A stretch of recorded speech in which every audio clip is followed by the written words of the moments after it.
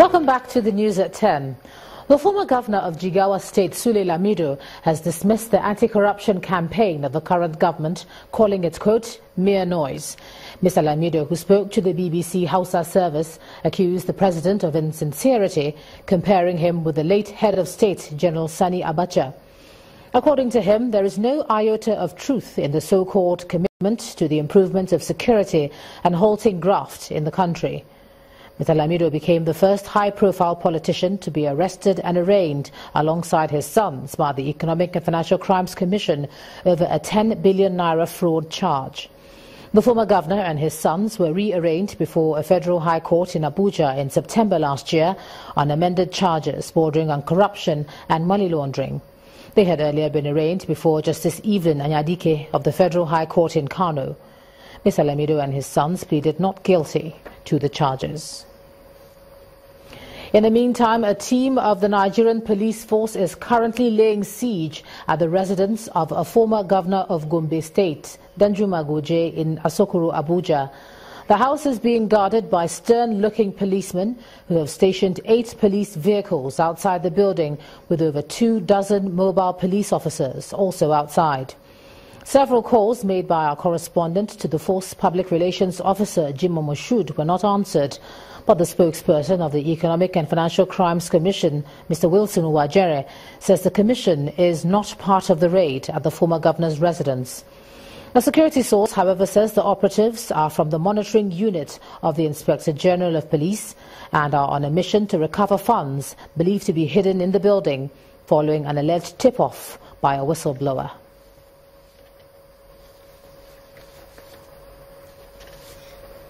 All right, now let's cross over to Abuja. Here's Ivy Clem. Ivy.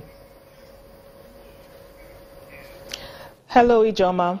The Nigerian Ministry of Health is attributing over 50% of the country infant and under 5 mortality to malnutrition.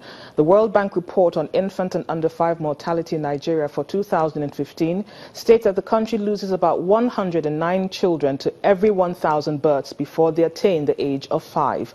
This statistics makes Nigeria a major contributor to the global infant and under 5 mortality, which the World Health Organization says hits 5.9 million in 2015. The 2013 Maternal and Child Health Survey by the United Nations International Children's Emergency Fund, UNICEF, indicates that Nigeria loses about 2,300 children annually before they attain the ages of 5. The report also identifies malnutrition and other preventable diseases as major causes of under 5 morbidity and mortality. In this hall, government officials and development partners in the health sector sit side by side to validate the federal government's strategic plan to scale up nutrition for young children. The head of nutrition at the Federal Ministry of Health, Mr. Chris Isokun, explains that addressing malnutrition is one major step to reducing infant mortality in Nigeria. In Nigeria, malnutrition accounts for 53% of under 5 mortality in the country. A country where 2,300 children die daily. Malnutrition would account, therefore, for more than 1,200 of such deaths. For us to address the high infant and child mortality rate in Nigeria, therefore, we need to address the issue of malnutrition. The Ministry of Health is attributing over 50% of the country's infant and under 5 mortality to malnutrition. A representative of UNICEF at this forum appeals to the government to increase funding targeted at improving the health and nutrition of children. The other issue is funding. We know funding for nutrition has been on the back burner over years in Nigeria. We've been making progress over the last 1.5 years, and want to continue to urge the government to continue to invest in nutrition, not just putting in money, but let's make sure that we put adequate amount of resources to enable the both federal and state government to be able to implement the strategy. Nigeria is a major contributor to the global infant and under 5 mortality. Experts argue strongly that addressing malnutrition among pregnant women and their infant is one sure step towards reversing the ugly trend. Meanwhile, some beneficiaries of the federal government's You-Win program have staged a protest at the Ministry of Finance in Abuja to demand the payment of their outstanding grants. The beneficiaries who spoke with Channels Television say the non-payment has led to near collapse of their businesses. Meanwhile, the Deputy Director of the Ministry of Finance in charge of the You-Win program explained that work is ongoing to resolve all outstanding payments to the beneficiaries. It's 3 years since we have been giving this award, and up till now government has not been sensitive enough to know that they need to take the youths out of the streets. The government has not been sensitive enough to know that they need to create business opportunities for the youths. Government has not been sensitive enough to know that their youths are hardworking and they don't want to go into crime and all sorts of criminal activities. We came to let government know that we want our monies paid.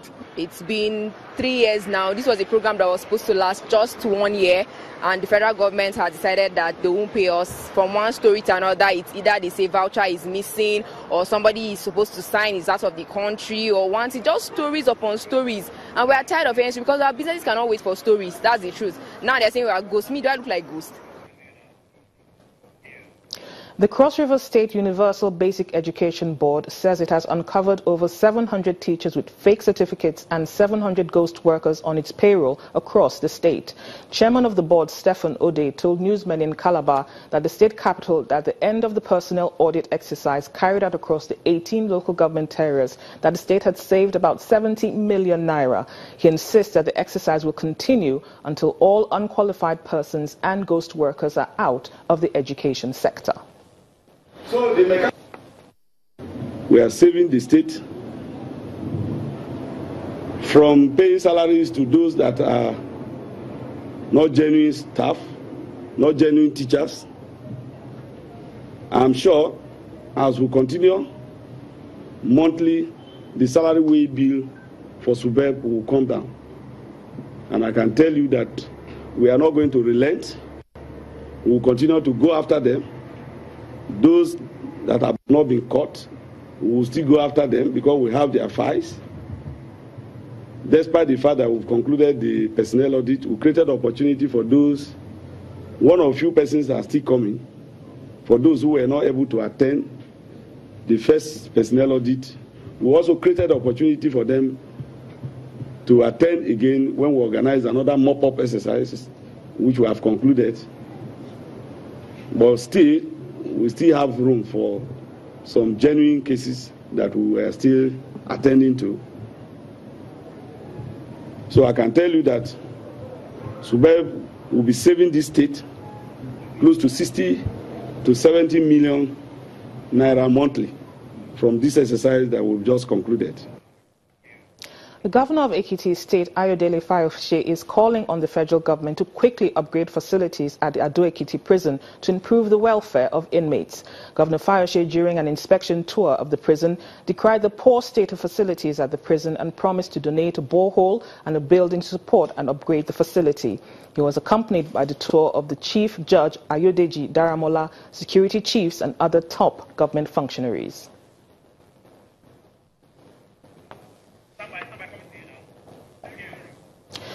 There's a convergence of African culture at this year's African Drum Festival in Abeokuta in Ogun State.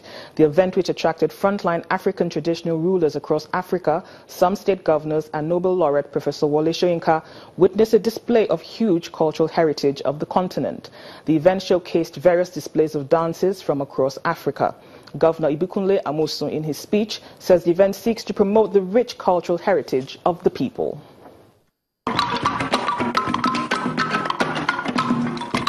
It's the opening ceremony of the African Drums Festival in Abeokuta, Ogun State, and drummers have come to feast.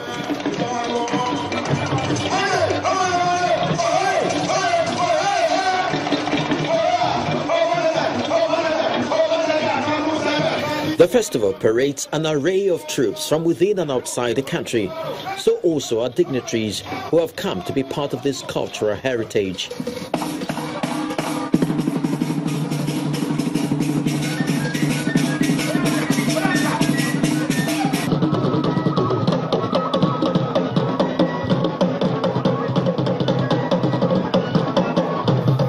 The stage is lit with performances from Benin, Togo, and different states of the Federation.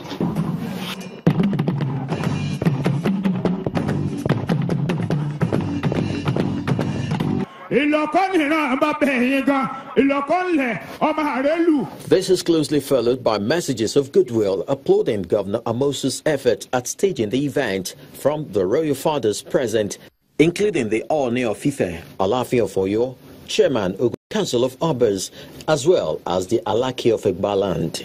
For this successful African Drums Festival, which has taken off very well, I wish the Ogun State government greater successes in all the years ahead. You're welcome, sir. Nobel laureate Professor Wole Soyinka also came through with his message. As usual, everything great begins from Ogun State.